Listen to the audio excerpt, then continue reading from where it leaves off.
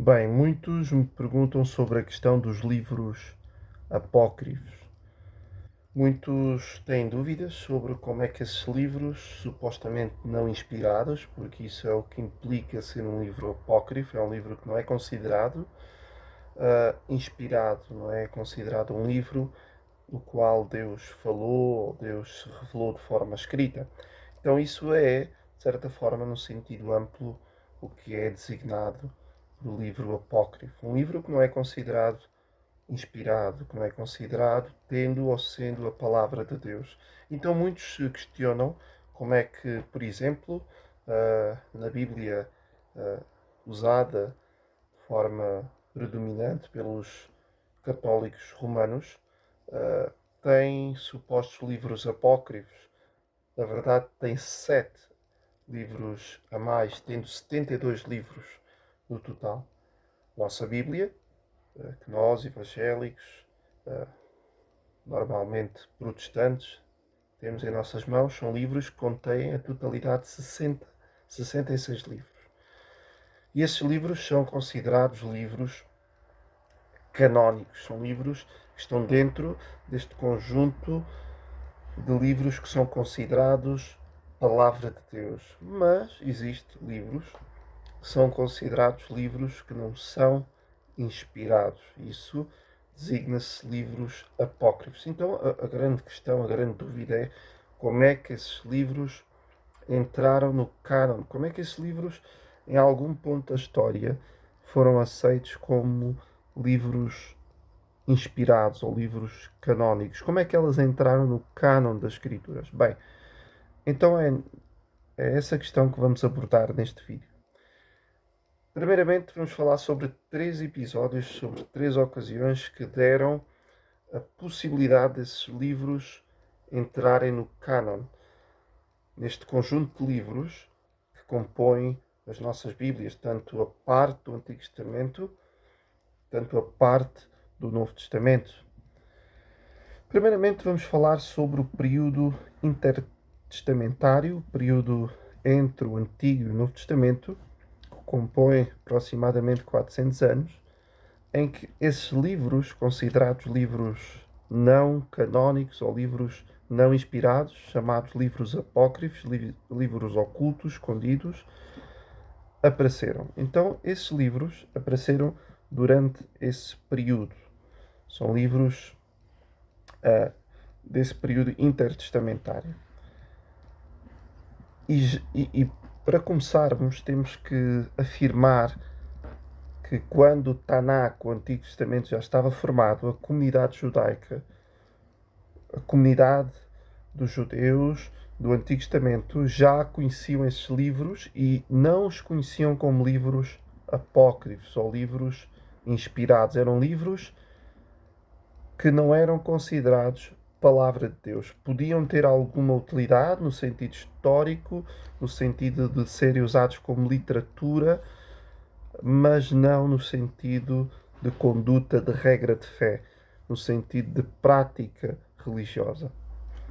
Por outro lado, temos os livros que são os evangelhos apócrifos. E estes evangelhos apócrifos não podem ser classificados nesta mesma categoria que os livros apócrifos. Pois quando falamos dos livros apócrifos, estamos a referir esta categoria específica destes livros que foram desenvolvidos ou escritos ali no período intertestamentário. Estes evangelhos apócrifos são livros não canónicos, não são livros inspirados, mas surgem no século II, desenvolvidos propriamente pela seita dos gnósticos. São livros que contêm um Jesus fictício, que vão em contra aquilo que o Novo Testamento ensina acerca de Jesus, e a razão para nós rejeitarmos esses evangelhos apócrifos é pelas suas falsas doutrinas, pelo seu conteúdo anti-Jesus, anticristão, anti-Novo Testamento, mas uma razão é que esses evangelhos apócrifos escritos pela seita do gnosticismo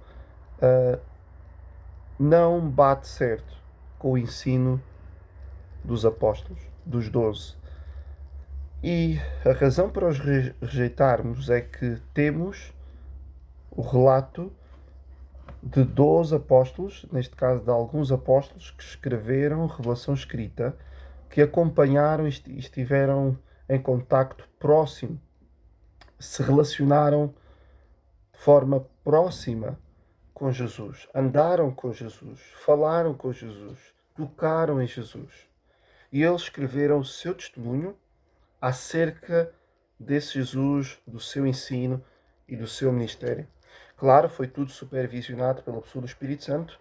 Eles foram homens movidos a escrever texto inspirado. É isso que significa inspiração, o registro em forma escrita dessa mesma revelação que Deus lhes concedeu, supervisionada pela pessoa do Espírito Santo.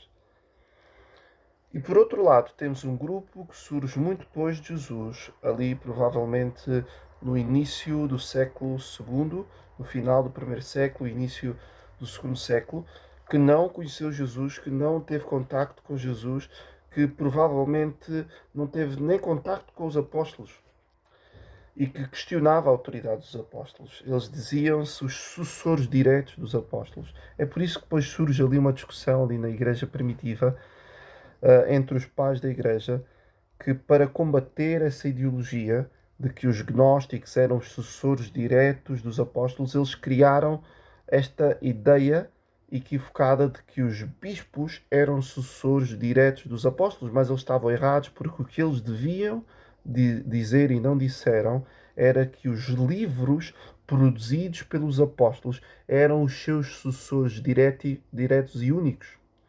Então daí, depois, quando ficou ali na igreja primitiva esse dogma estabelecido que os apóstolos eram sucessores diretos, que os bispos eram sucessores diretos dos apóstolos,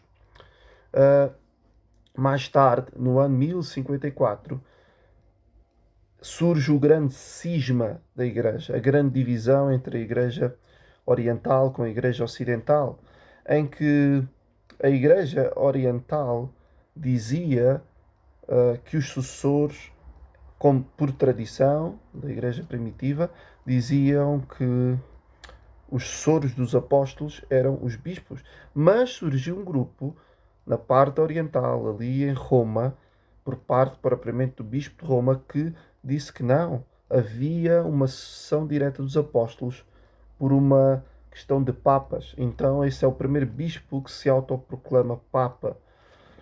Um bispo acima de todos os bispos, que tem, de certa forma, uma convergência da autoridade em si. Então surge essa discussão e ambos se excomungam mutuamente. Então há uma divisão entre a Igreja Oriental Católica e a Igreja Ocidental Católica, em que um diz que os sucessores são por bispos e outros dizem que os sucessores dos apóstolos são por papas, por esta sucessão apostólica desde Pedro até ao atual Papa em que temos hoje. E ambos estão errados, porque este equívoco de não entender a questão e a proeminência dos livros dos apóstolos que nós temos no Novo Testamento surgiu nestas grandes questões e nestas grandes batalhas teológicas e nestas grandes defesas destes dogmas que não têm fundamento nas Escrituras. Então, isto seria um pouco para nós compreendermos bem onde é que nós estamos. Então, a Igreja Católica, com isto, começou a desenvolver uma série de dogmas que não tinham fundamento escriturístico nos 66 livros. Então, aqui é que surgem estas 3 entradas dos livros apócrifos em 3 episódios históricos distintos. Primeiramente, os livros apócrifos aparecem lá no período em que o Império Grego conquista Israel e Alexandre o Grande morre e o império dele cai para 4 generais: Lameodon, Cassandro, Ptolomeu e Seleuco. Então, Ptolomeu cria uma cópia para a sua biblioteca em Alexandria, se não estou em erro, dos livros da lei do Antigo Testamento, só que em grego.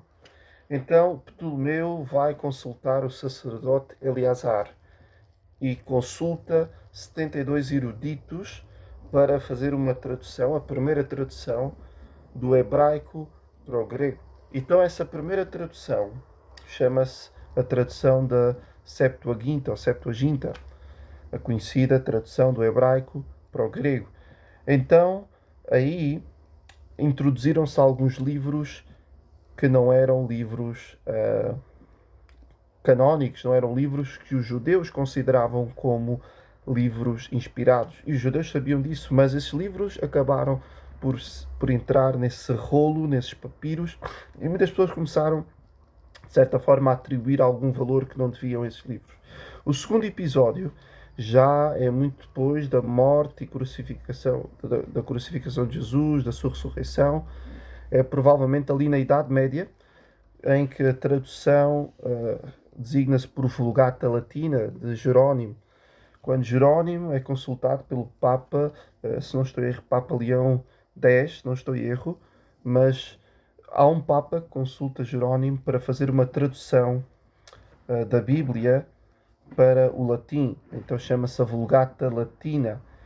E o Papa ordenou, ou seja, impôs a Jerónimo que colocasse alguns livros apócrifos deste período intertestamentário nessa tradução. Só que Jerónimo, antes desses livros iniciarem, colocou uma folha em que dizia que esses livros que vão agora aparecer nas páginas seguintes não são inspirados. São livros que não são considerados palavra de Deus ou algo em que Deus está a falar, mas são livros históricos que têm algum conteúdo relevante para compreendermos um pouco da história dos judeus.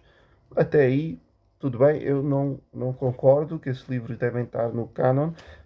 Podemos ter nas nossas bibliotecas, mas não dentro do cânon bíblico, dentro destes livros que nós temos na Bíblia, pois vai causar confusão para as pessoas menos preparadas para lidar com estas questões.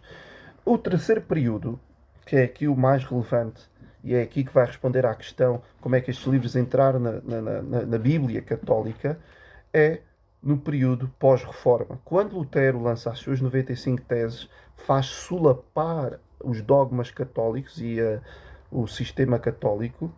O sistema católico vê-se tão aflito que não consegue, de certa forma, sustentar ou defender os seus dogmas dentro e a partir dos livros do Antigo e do Novo Testamento, que recorre aos livros apócrifos onde tem base escriturística para fundamentar os seus dogmas, que uma vez não tinham fundamento nos 66 livros. Só que há uma questão. Esses livros não são considerados livros sagrados. Não são considerados livros canónicos. Então o que é que a Igreja Católica faz? A Igreja Católica recorre àquilo que ela faz com os santos, que é a canonização. Então antes deles entrarem para dentro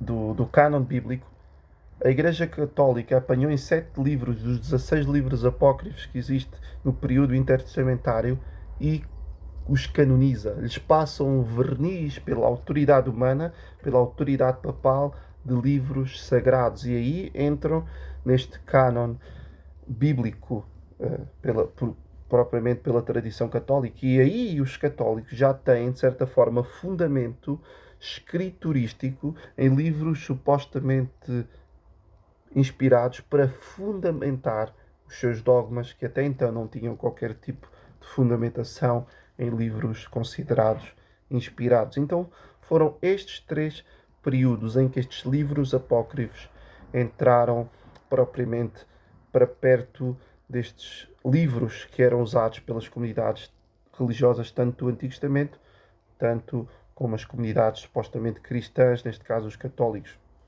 Então, uma das coisas para nós rejeitarmos os livros apócrifos é esta. Jesus não os mencionou durante o seu ministério, ali no primeiro século. Jesus mencionou o Antigo Testamento, mencionou os Salmos, mencionou os profetas, mas nunca falou dos livros apócrifos. Nunca os mencionou e nunca os recomendou. E esses livros já estavam em circulação no tempo de Jesus. Os apóstolos também não os reconheceram, não os mencionaram. A Igreja primitiva também não os recomendou, nem os usou como livros sagrados. Os lia, e recomendava a sua leitura apenas como livros de conhecimento histórico, mas não como livros de prática e regra de fé. Espero que isto tenha ajudado em alguma coisa e espero que tenha sido útil. Muito obrigado.